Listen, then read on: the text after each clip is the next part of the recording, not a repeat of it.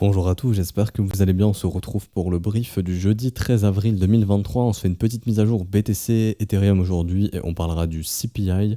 Euh, Si j'ai le temps, je vous ferai un petit point sur Link et Cardano qui sont vraiment intéressants. Je les avais traités dans la newsletter, mais je vais y revenir dessus aujourd'hui.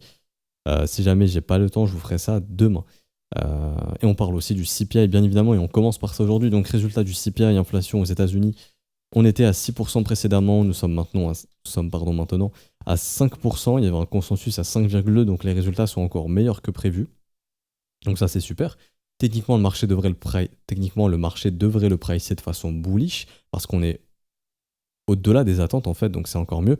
Juste petit problème, le core inflation rate ici qui est à 5,6. Bon, le consensus était à 5,6, mais ça a encore du mal à baisser. La question c'est est-ce que l'inflation va pouvoir encore continuer de baisser à ce rythme ou pas?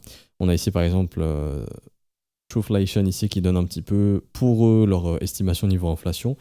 Et ils sont en train de dire que depuis à peu près fin mars, l'inflation ne baisse plus. Elle serait même en train de remonter un petit peu. Il y a aussi le pétrole qui est un surveillé, qui est en train de remonter, qui est aussi un indicateur d'inflation. Donc tout ça, il faudrait faire attention, puisque si l'inflation se remet à remonter, le CPI va continuer de baisser probablement, mais moins, aura du mal, n'arrivera pas à atteindre les 2% qui a été fixé par la Fed. Et ça voudrait dire qu'on devrait aller chercher des taux peut-être plus élevés ou avoir des taux élevés encore plus longtemps. Donc ça, il faudrait voir comment le marché peut réagir à ça. Mais pour l'instant, comme je vous disais personnellement, je pense que l'intérêt des banques centrales, c'est d'avoir des indices haussiers pour éviter d'avoir des banques en PLS. Et je pense qu'ils n'ont aucun intérêt à ce que les indices baissent, honnêtement. Donc, let's go. Bull pour les indices, bull pour les cryptos, bull pour l'or et bearish pour le dollar et les taux fixés par le marché, donc les taux long terme qui devraient continuer de baisser ou consolider et un dollar qui devrait continuer de baisser.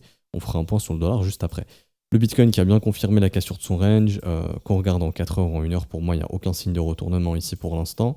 En daily, pareil, ce qui serait bearish tout simplement, c'est de rebasculer sous le point de breakout. Un marché qui repasse sous le point de breakout, ça c'est très bear et ça sera nettoyage des creux ici pour venir dans cette zone de prix vers les 25 200, 25 500, pardon. Tant qu'on ne réintègre pas, c'est boule. Ça, je l'ai dit, je crois, mardi lors de mon dernier brief, ou c'était mercredi le dernier brief, non, mardi, pardon, hier, il n'y en a pas eu.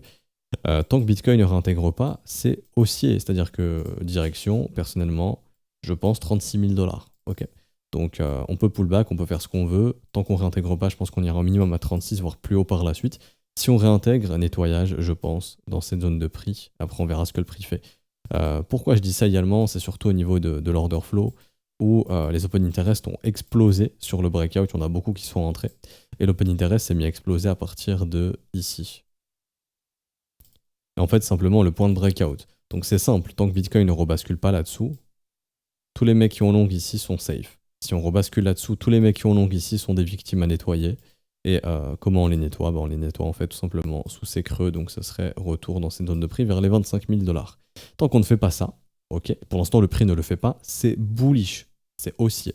Ça nous invite à avoir un Bitcoin plus haut, qui continue sur son élan et sur son breakout. Par contre, on réintègre, c'est bearish. Ni plus ni moins, ça sert à rien de se prendre la tête. En tout cas, personnellement, je regarde le graphique en daily, toutes les petites variations machin pendant le CPI, on s'en fout. Si ça réintègre pas, c'est bull, Bitcoin continue de monter, et du coup, Ether et les altes suivent, et du coup, je peux switcher sur Ethereum maintenant. Et Ethereum qui est en train de s'attaquer, essayer de faire un nouveau plus haut, si ce n'est pas déjà fait. Ouais, on a fait un nouveau plus haut, on vient de chasser les stops ici. Un nouveau plus haut pour Ethereum qui est parfaitement en train de confirmer son pullback. Aucune structure baissière post-breakout, c'est-à-dire qu'on n'a pas de M ou autre, pas de réintégration. C'est bullish même pour Ethereum. Exactement ce que je dis sur Bitcoin. Tant qu'on ne réintègre pas sous la cassure du... Enfin, tant qu'on ne revient pas sous la cassure du range, c'est bullish pour Ether. Il faudra s'attendre à un Ether qui ira tester la résistance des 2000 dollars à peu près. Et pareil, si on l'éclate, pour moi l'objectif c'est au minimum 2400 dollars par la suite. Donc le graphique d'Ether est bullish, tant qu'on ne revient pas sous environ, je dirais, 1840 dollars, il n'y a pas trop à s'inquiéter sur l'Ethereum, et tant qu'on ne revient pas sous 28 400 sur Bitcoin, il n'y a pas trop à s'inquiéter. Il y a beaucoup d'acheteurs qui sont en train de long Ethereum sur les sommets, et pour l'instant, ils ne sont pas du tout inquiétés. Ether, petite vigilance, parce que là, vraiment, ça commence à se positionner énormément. Ici, vraiment, les open interest explosent. L'action de prix qui serait bearish, court terme, ce serait on vient prendre les stops ici, donc là c'est ce qu'on vient de faire. Tac, on vient de récupérer les stops. Derrière, si ça réintègre, tous les mecs qui sont venus long sont des victimes. Et donc derrière, le nettoyage c'est sous les 1890 et ensuite sous les 1850. Ok, voire même du coup sous les 1820, donc ça ferait un nettoyage important. Donc là vraiment si on y va, si on breakout vraiment, faut pas réintégrer, faut vraiment y aller également. Ok, ça c'est pour Ethereum. Donc pour l'instant Ether tout va bien, Bitcoin tout va bien, juste surveiller sur Ethereum que le graphique nous fasse pas un truc comme ça parce que ça serait pas trop positif, ça pourrait venir nettoyer cette zone et venir nettoyer cette zone. Ok. Donc ouais, pour l'instant, Ether et Bitcoin, bullish, rien à craindre pour l'instant. On voit une petite zone de combat court terme, pour moi c'est la bougie d'ici. Hop, le prix est bloqué entre cette bougie d'impulsion. Tant qu'on n'a pas de résolution baissière ici, pour moi tout va bien. Euh, Par contre, si on vient sous les 29 500, là ça sent le retest, et là on voit est-ce que ça tient, est-ce que ça tient pas. Bonne opportunité d'achat pour quelqu'un qui veut acheter le pullback et qui sort de position si on réintègre, tout simplement. Quelqu'un qui veut pas attendre le pullback peut littéralement, j'en ai parlé mercredi, acheter le breakout, donc acheter ici, et stopper si on réintègre, se barrer si on réintègre, tout simplement. Voilà un petit peu les idées pour une personne qui voudrait trader le breakout ici. Pas d'autre chose à dire sur Bitcoin et Ethereum. Du coup, on a un petit peu de temps, on peut faire la macro et après on fera un link. Et Cardano, n'hésitez pas à mettre en commentaire les assets que vous voulez que j'analyse. Ça, j'y reviendrai, enfin, mon graphique est là. Euh, Comme ça, demain, je pourrais vous faire une alt qui revient beaucoup en commentaire. Alors, du coup, dollar index, bon, on en a parlé, toujours baissier, il n'y a aucun signe haussier pour l'instant. Les taux qui baissent également. Donc, ça, c'est très bull pour le marché crypto, l'or et les indices et les actions. Donc le dollar qui continue de tomber. On arrive dans le bas du range juste ici. Ce qu'on attend de voir, c'est est-ce que enfin le dollar peut repousser dans ce bas de range. On a vu que les fondamentaux du dollar commencent un petit peu à devenir de plus en plus bearish. Hein. Il y a beaucoup de pays qui sont en train de faire de close des deals en dehors du dollar. Donc à terme, il y aura un peu moins de transactions en dollars, mais je pense que le dollar restera premier probablement. Mais bon, ça on verra bien. Mais en tout cas, c'est vrai qu'à court terme, c'est un peu bearish pour lui. Et en plus de ça, graphiquement, c'est bearish. Donc maintenant, ce qu'on attend, c'est une cassure. Est-ce qu'on est enfin prêt à aller casser ou pas ce range vers le bas? Si oui, perso, je pense que notre objectif, ce serait tout simplement la zone de rechargement, la prochaine zone. Donc ça serait entre 94 points et 99 points. Et le Bitcoin apprécierait vraiment beaucoup une cassure au sud du dollar index et le marché crypto en général également, et les indices aussi. Les indices, parlons-en. S&P 500 qui consolide sous résistance. On attend de voir si on peut enfin casser la résistance d'ici. Là, vous voyez, il y avait 2 triangles orange, donc là, ça témoigne vraiment, même 3 triangles, hein, donc ça témoigne d'une résistance assez forte. Hop. Et donc là, on attend de voir si on peut breaker, tout simplement. Si on break, tant mieux, on reviendra vers la résistance des 4280 points, et tout se jouera pour moi sur cette grosse résistance. Et pour finir, l'or ici, qui a parfaitement validé son pullback, et qui a aucune structure baissière. Si l'or va bien, généralement Bitcoin va bien parce qu'ils sont assez corrélés. Et pour l'instant, l'or va très bien, donc on n'est pas très loin de la TH qui est donc à 2092 points. L'objectif pour moi de cette cassure, c'est environ les 2140. Donc pour l'instant, tout va bien pour l'or. L'or qui pourrait poursuivre, aller chercher, pourquoi pas un nouvel ATH. Bah oui, le dollar est faible, les taux sont faibles, donc faut chercher de l'argent ailleurs. Et il y a aussi du coup les blockchain stocks qui vont très bien. Donc Riot, W-Weekly confirmé, cassure de résistance, super. Mara, W-Weekly qui est en train de se confirmer également, super. Coinbase, pareil, on est en train de consolider. Maintenant, il faut breaker les 85 $, mais si on break, ce serait super pour retracer. Donc l'environnement blockchain du côté du marché action se comporte également très bien, donc ça aussi c'est bon signe pour le marché crypto.